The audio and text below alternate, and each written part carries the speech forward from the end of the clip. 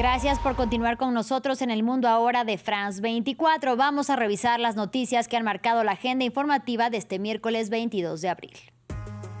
Irán volverá a la mesa de negociaciones con Estados Unidos cuando se den las condiciones necesarias y razonables. Así lo advirtió la Cancillería de la República Islámica después de que Donald Trump extendiera ayer sin fecha límite el cese el fuego con Teherán, al que le pidió presentar una propuesta.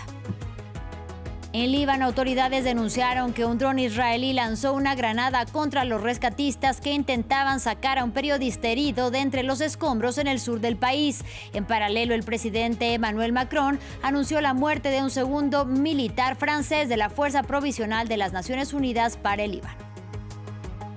La Unión Europea da luz verde al préstamo de 90.000 millones de euros para Ucrania y un nuevo paquete de sanciones contra Rusia. En los últimos días que le quedan a Víctor Orbán en el poder, Hungría dio su brazo a torcer y levantó el veto que impedía la aprobación previa. La guerra en Medio Oriente ha mermado nuevamente la popularidad de Donald Trump entre los estadounidenses, que se muestran preocupados por su temperamento al momento de tomar decisiones o incluso al enfrentarse públicamente a otros líderes, como ocurrió recientemente con el Papa León XIV. Con nuestro invitado del día analizamos cómo sus comportamientos erráticos e impulsivos lo han dejado fuera incluso de reuniones de su propio gabinete.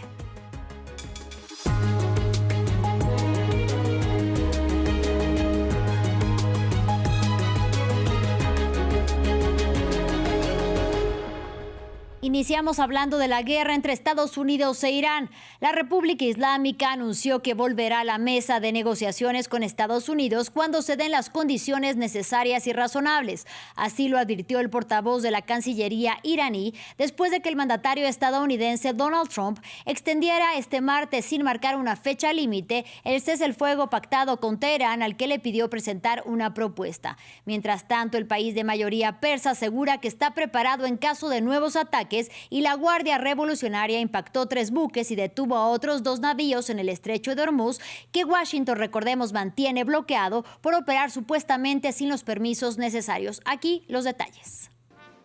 ¿A qué está jugando Trump en Irán? El martes, el presidente estadounidense anunció que prolongará indefinidamente el cese al fuego vigente con el gobierno de la República Islámica, advirtiendo que el bloqueo de ingreso y salida de buques a los puertos iraníes persistirá. Posteriormente, el mandatario argumentó que los ayatolás están perdiendo alrededor de $500 millones diarios con el estrecho de Hormuz cerrado, lo que según él estaría profundizando la crisis económica al interior del país de mayoría persa. De su lado, los negociadores iraníes aseguran que dialogarán cuando estén dispuestas las condiciones necesarias. En diálogo con France 24, Luciano Sácara explica que el meollo del asunto se encuentra en la falta de consenso en el contenido de la agenda de las eventuales negociaciones.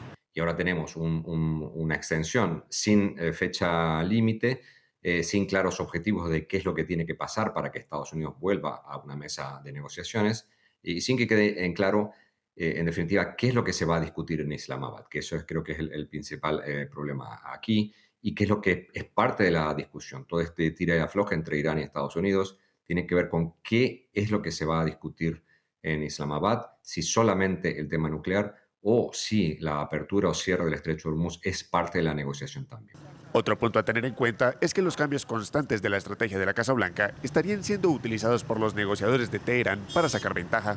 La de Trump, en cambio, ha venido cambiando. El problema es que al tener que negociar con Irán ya está entendiendo cómo es la lógica de funcionamiento de Trump y de su gobierno. Por lo tanto, ya está empezando a medir mejor cuáles son las posiciones o las decisiones que tienen que tomar de acuerdo a sus objetivos en esta negociación. Y creo yo que están teniendo una ventaja relativa bastante más importante que la que tenían, por supuesto, antes de la guerra. Por su parte, los gobiernos de Pakistán y Turquía informaron que continúan haciendo labores para que ambas partes regresen a la mesa de negociaciones. En Líbano, las violaciones del cese el fuego son la constante. Hoy el ejército israelí atacó con drones el sur del país, dejando a 2 personas muertas y a un periodista herido. Autoridades libanesas denuncian que cuando los rescatistas de la Luna Roja iban en camino a socorrer al comunicador, fueron atacados con granadas lanzadas desde drones israelíes. Nos amplía nuestra corresponsal en Beirut, Etel Bonet.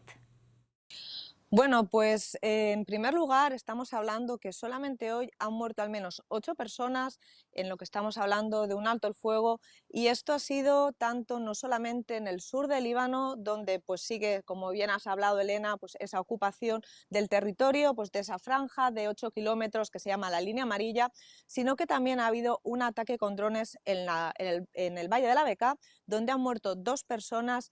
Y todavía siguen pues, las labores de rescate de otro ataque que ha habido esta tarde contra un edificio en el que han muerto 2 personas y había también 2 periodistas que estaban allí. Una de ellas era Seina Farah, que se encuentra ya rescatada, pero todavía sigue habiendo otra periodista que es Amal Jalil, que todavía pues, sigue bajo los escombros. Esto ha sido en una pequeña localidad, Ben Jebel, que está bajo ocupación de Israel en estos momentos. Y cuando han ido, pues lo que han sido la Cruz Roja, a intentar rescatar a los heridos y también pues, evacuar a los cuerpos que ya habían fallecido, pues Israel les ha lanzado pues, bengalas y también tiros al aire, impidiendo que pudiera la Cruz Roja acercarse. Y finalmente, prácticamente en la última media hora, creo que ya por fin han podido ir los rescatistas a intentar sacar a esta otra periodista que está herida. Continuamos en Líbano. El presidente de Francia, Emmanuel Macron, anunció la muerte de un segundo soldado francés, miembro de la Fuerza Provisional de las Naciones Unidas para el Líbano. El cabo resultó gravemente herido en el mismo ataque en el que un primer militar murió la semana pasada y fue repatriado a Francia, donde falleció esta mañana. Según París, Hezbollah fue el responsable del ataque y, sin embargo, la milicia chiita lo niega. El cabo primero Anicet Girardin, del 132 Regimiento de Infantería Sinotécnica de Suipé, repatriado ayer del Líbano, donde había resultado gravemente herido por combatientes de Hezbollah, falleció esta mañana a causa de sus heridas. Murió por Francia. Rinde homenaje al compromiso ejemplar de nuestras Fuerzas Armadas en el seno de la FINUL, que actúa con coraje y determinación al servicio de Francia y de la paz en el Líbano.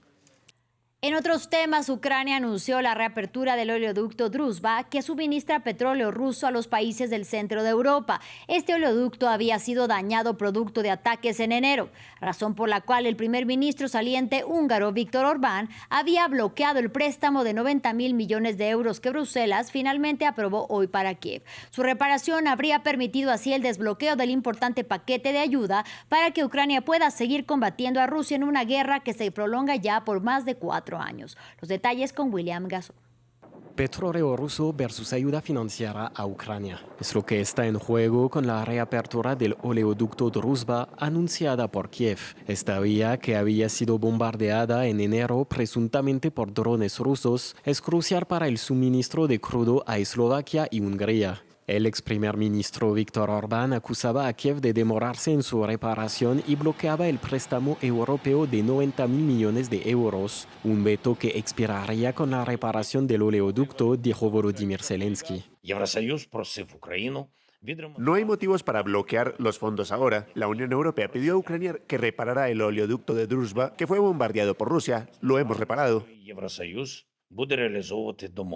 Cercano a Moscú, el ex primer ministro húngaro bloqueó varios paquetes europeos de ayuda a Ucrania. El oleoducto dañado fue una razón más para no apoyar a Kiev, pero su reparación y la elección de Peter Magyar, más cercano a Bruselas, habría desbloqueado el préstamo. Por otro lado, Eslovaquia no había vetado el paquete de ayuda, pero su primer ministro, que también mantiene buenas relaciones con Rusia, había respaldado la posición de Budapest y sigue teniendo reservas. La confianza entre Eslovaquia y Ucrania se ha visto gravemente afectada en lo que se refiere a la capacidad de cumplir las promesas. En estas circunstancias no me sorprendería que se liberara el préstamo de 90.000 millones de euros y que poco después se interrumpieran de nuevo los suministros de petróleo. Por su lado, Moscú se declaró listo para reanudar los suministros de petróleo a los países de Europa. Ya saben que la parte rusa sigue estando técnicamente preparada. Todo depende de Kiev, de si abrirán el oleoducto y pondrán fin al chantaje. El oleoducto ya reanudó sus operaciones el miércoles durante la tarde europea, mientras Kiev sigue criticando el hecho de que algunos de sus aliados sigan comprando petróleo ruso, financiando su esfuerzo de guerra. Ahora vamos a Colombia porque el presidente Gustavo Petro anunció que se reunirá el próximo viernes en Caracas con su homóloga venezolana Delcy Rodríguez. Según el mandatario, el encuentro se centrará en la seguridad de la frontera común con énfasis en la situación de la región del Catatumbo. Recordemos que una reunión previamente pactada en marzo en la ciudad colombiana de Cúcuta fue cancelada de último minuto por Caracas. Escuchemos. Catatumbo es un tema a hablar con la presidenta Delcy. Por eso mi delegación va a ser más bien militar, policial, ministro de Defensa. También en Venezuela, profesores de universidades públicas cumplen un paro de 24 horas. Exigen al gobierno encargado de Delcy Rodríguez un salario digno. Esta protesta se suma a la de otros sectores de Venezuela que en el último mes demandan el incremento del ingreso mínimo equivalente a menos de $1. Desde Caracas, nuestra corresponsal Daniela Zambrano con este informe. Esta casa de estudios, la Universidad Central de Venezuela, la principal del país, se ha ido a paro por 24 horas y se le han unido otras 23 universidades autónomas en toda Venezuela y otras 50 universidades politécnicas. ¿Qué piden los trabajadores universitarios? Un salario digno. Para que tengan idea, el salario base equivale a menos de $1 mensual y si bien con bonificaciones pueden llegar hasta $190 mensuales, en Venezuela la canasta básica familiar, según el SENDA, supera los $600 al mes. Ellos manifiestan no están conformes con el anuncio hecho por la presidenta encargada Delcy Rodríguez de un aumento salarial responsable a partir del próximo 1 de mayo. Ellos exigen un sueldo digno que cubra la canasta familiar, también mejoras para la universidad. Estos trabajadores insisten en que un profesor a tiempo completo a lo sumo gana en salario base $13 anuales, algo totalmente insignificante. Para el próximo 30 de abril han convocado una movilización que irá desde la Defensoría del Pueblo hasta el Palacio de Miraflores, pues quieren que sus demandas sean escuchadas por el Ejecutivo. Y seguimos con información de la región latinoamericana. En medio de la incertidumbre por la falta de resultados de las elecciones presidenciales de Perú, el fiscal de la Nación, Tomás Aladino Gálvez, informó que el Ministerio Público oficializó el pedido de detención preliminar contra el ex jefe de la Oficina Nacional de Procesos Electorales, Piero Corvetto. Corvetto renunció el martes a la jefatura de la OMPE, señalado de ser responsable de las demoras en el traslado y también el reparto del material electoral en los comicios celebrados el 12 de abril, provocando así que las votaciones se extendieran en forma inédita un día más. Y 3 embarcaciones pesqueras ecuatorianas fueron atacadas por drones en el Pacífico durante este año. Los bombardeos ocurren en un contexto de declaratoria de guerra contra el crimen organizado por el gobierno de Daniel Noboa y en medio de una cooperación cada vez más estrecha con Estados Unidos. Mientras que la tripulación de 2 embarcaciones logró sobrevivir, otra sigue desaparecida. Desde Manabí, nuestra corresponsal Carolina Mela nos trae este informe. Después de 30 años como pescador, Hernán observa el mar con temor. Durante una jornada de pesca en alta mar, un dron lanzó una bomba contra su embarcación. 16 pescadores se lanzaron al agua para salvar sus vidas y llegar hasta un barco que estaba cerca. Cuando llegamos al barco, ahí nos sorprendimos que habían militares con armas, con su uniforme, con chaleco. Y dice, levanta la mano, nosotros la levantamos. Y ahí yo la bajé, aquí tenemos un herido, levanta la mano. Nos acercamos. Y a mí me hicieron subir primero.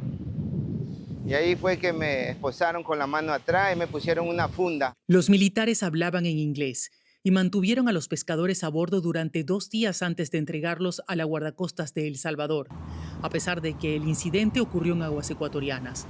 Este es el tercer ataque reportado a embarcaciones pesqueras en alta mar este año. Santa María, Madre de Dios, ruega El relato por de los nosotros, sobrevivientes encendió la esperanza en María. Su hijo menor Jefferson salió el 13 de enero con otros 9 pescadores. Una semana después, solo 2 regresaron rescatados en alta mar. Los dijo que ya estaba el caso cerrado, que el caso ya estaba cerrado y que ya no lo buscaran. 2 días antes de que la embarcación desapareciera del radar, el hijo de Mariana, quien era el capitán del mismo barco, envió un mensaje a la familia alertando sobre drones y aviones sobrevolando cerca. Y él le decía, pero mi hijo, ¿por qué no va a tener miedo si usted está pescando? que si ellos han andado por lo menos en algo, deberían de haberlos reportado, haberlos traído, para que vieran visto que lo que podían hacer con ellos. Los familiares creen que los pescadores siguen con vida y exigen al Estado ecuatoriano que la patrulla extranjera lo entreguen. El Comité contra la Desaparición Forzada de Naciones Unidas emitió medidas urgentes y pidió un informe a Ecuador sobre el proceso de búsqueda. El gobierno aún no ha abierto una investigación sobre los hechos. Vamos con nuestro invitado del día. Desde insultos, pasando por descalificaciones hasta importantes anuncios y decisiones cruciales. Ese es el día a día de Donald Trump en su segundo mandato frente a la Casa Blanca, y la guerra en Medio Oriente lo ha dejado en evidencia. Según la más reciente encuesta de Ipsos, su popularidad ha caído en un 36%, y el diario The Wall Street Journal afirma que su actitud irascible y también sus decisiones impulsivas lo han dejado incluso fuera de encuentros de su propio gabinete. Para hablar sobre el tema, saludo con mucho gusto a María Isabel Puerta, quien es doctora en Ciencias Sociales y docente en el Valencia College. Bienvenida, doctora, y gracias por la comunicación. Gracias a ustedes, un gusto estar en el programa. En este contexto, no sorprende que Donald Trump sea percibido como un hombre errático e incluso explosivo, pero sí llama la atención cómo su temperamento se ha ido exacerbando desde el inicio de la guerra contra Irán. ¿Cómo analiza este cambio desde el 28 de febrero? Creo que el presidente gozó en su primer periodo y en la primera parte, digamos, el primer año de esta administración, gozó de cierto, yo no diría que respeto, ¿no? Porque no es un político de oficio, pero sí como el beneficio de la duda, ¿no? No es un político de trayectoria, pero se ha ido haciendo político en el cargo. Entonces, había quizás un poco más de paciencia porque justamente no era un estadista, ¿no? En sus inicios, y que se ha ido, moldeando en la medida en que ha avanzado en su experiencia política. Eso no quiere decir que el presidente se sienta confiado en lo que hace, porque hemos visto que ha tomado decisiones, luego quizás ha dado unos pasos hacia atrás, sobre todo en esta etapa de conflicto con Irán. A veces dice unas cosas, se contradice, vuelta atrás, pasito adelante. Esa característica de lo errático en su primera administración fue visto como una particularidad de su carácter. Ahora, con estas encuestas, con los resultados negativos de la evaluación de su gestión, suena diferente. Ese carácter errático quizás lo que da a entender es que hay una vulnerabilidad de parte del presidente y que justamente, a mi modo de ver, está más conectado a esa falta de habilidades que uno busca en un estadista. Particularidad que en su momento resultaba incluso atractiva, doctora. Dicho esto, más insultos, más amenazas, pero también después retractarse o echarse para atrás. Habla de que quizá, como lo señala el diario The Wall Street Journal, sus temores entonces van en aumento. Porque creo que él, esto tiene que ver con su falta de experiencia, ¿no? Y quizás carece del contexto histórico que es necesario, por ejemplo, como para saber que si va a atacar a los iraníes, estos muy probablemente iban a terminar cerrando el estrecho de Hormuz, como ha ocurrido, ¿no? Entonces, esa falta de contexto hace que él, a priori, tenga como la convicción de que lo que él haga va a tener resultados simplemente porque él lo hace, ¿no? Es quizás sobrevalorar sus capacidades y el hecho de que es el presidente de Estados Unidos.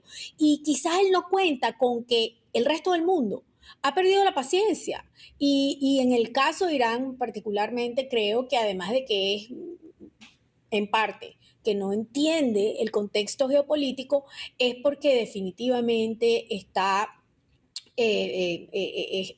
interpretando una situación basada en sus propias convicciones y no en la realidad.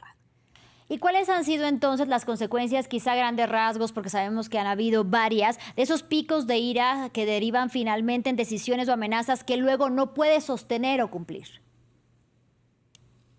Yo creo que la mejor forma de identificar esos altibajos en el carácter y en la actitud del presidente es viendo sus redes sociales, sobre todo en el caso de su propia red social.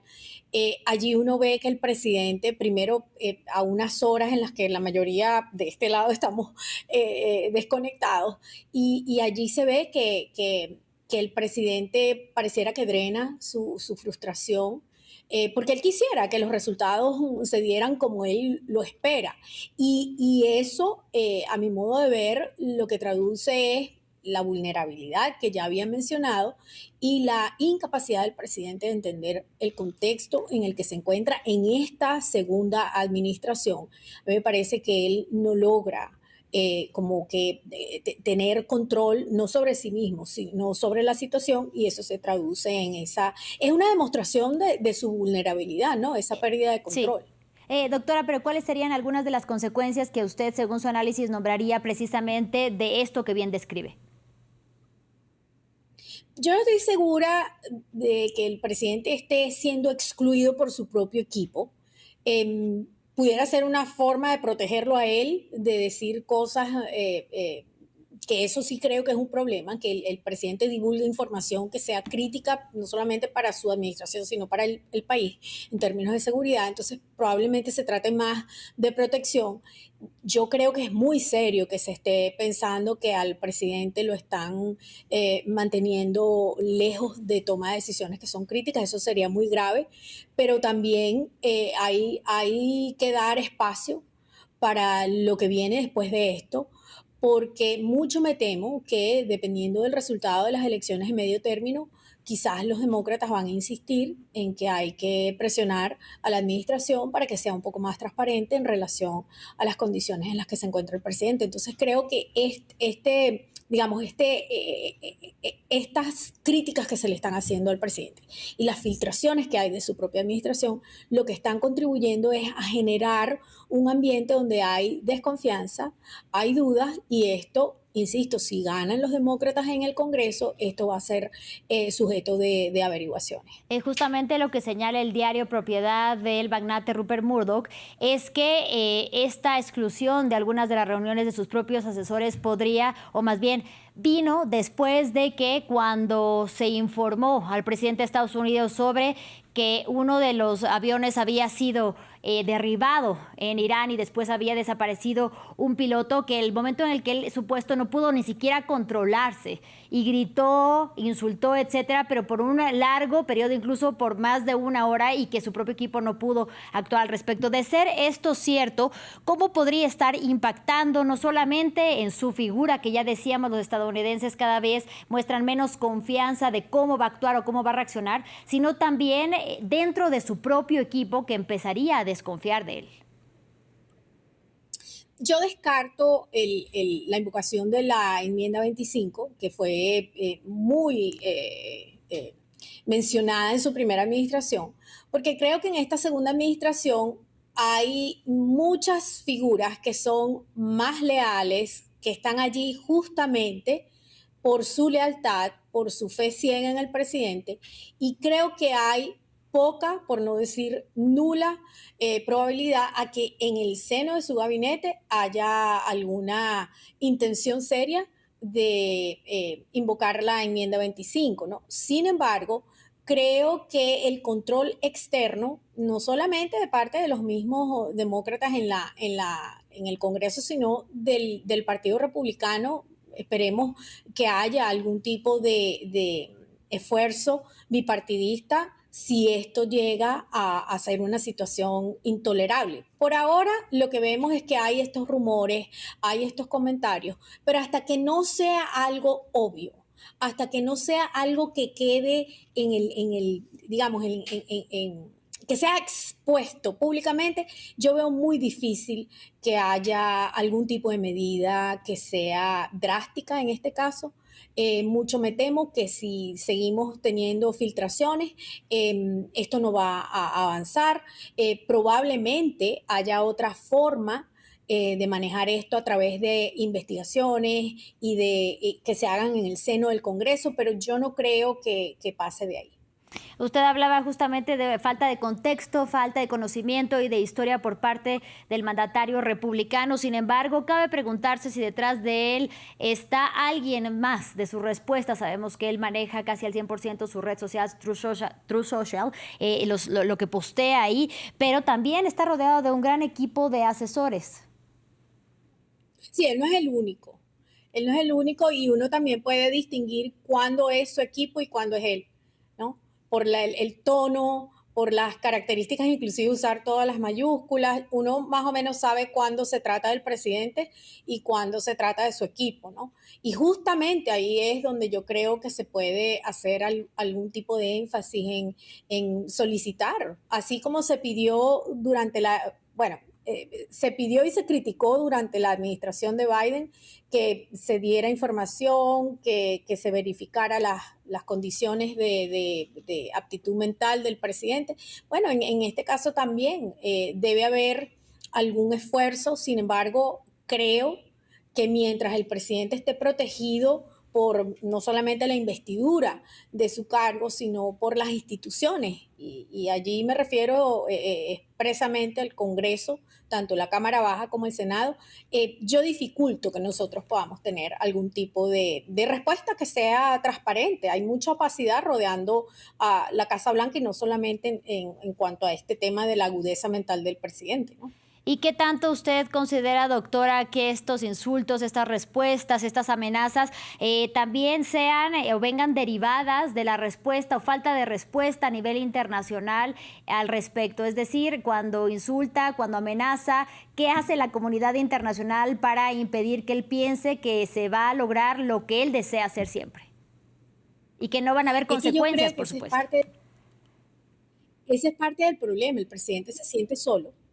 Él quizás apostaba que cualquier decisión que él tomara con respecto a Irán, él iba a tener el acompañamiento de Europa, simplemente porque era una decisión de Estados Unidos, y se está dando cuenta, espero yo que se esté dando cuenta, que no se puede maltratar a los aliados para entonces después pretender que sean ellos los que salgan a corregir las fallas, ¿no? Porque esto ha sido un tremendo error de parte del presidente, un error de cálculo, pero también desde el punto de vista estratégico. Quizás desde el punto de vista táctico es impecable, pero desde el punto de vista estratégico esto ha sido un error enorme, y todos, no solamente Estados Unidos, todos los países de Occidente, inclusive los aliados en los países del Golfo, están pagando las consecuencias, y sabemos que después de esto las cosas van a cambiar. El panorama geopolítico ha cambiado solamente con esta, es decir, a partir de esta decisión del presidente de unirse a Israel en este ataque a Irán. Nosotros vamos a tener otras correlaciones de fuerza, y lo estamos viendo desde la respuesta de los países europeos al presidente.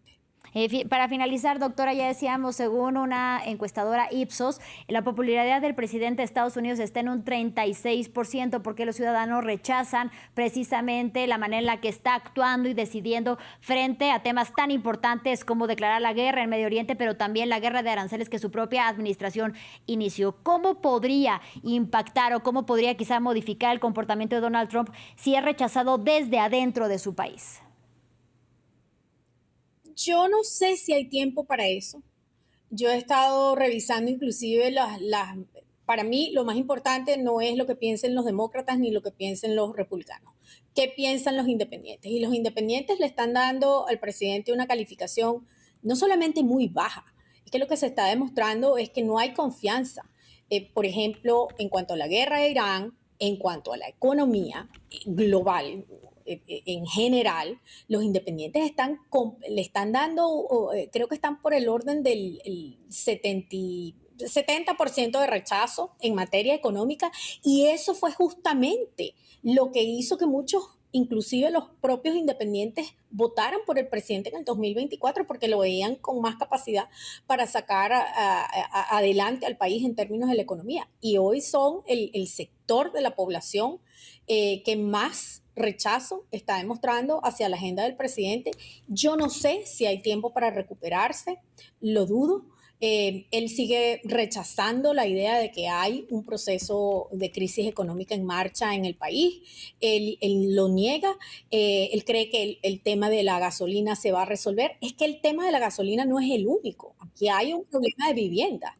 y eso lo vamos a ver en las elecciones de medio. Le agradecemos muchísimo por su análisis a la doctora María Isabel Puerta. Gracias por haber estado con nosotros aquí en France 24. Gracias a ustedes, un gusto. Y con ustedes vamos a una pausa, pero en breve más información aquí en France 24. No se vayan.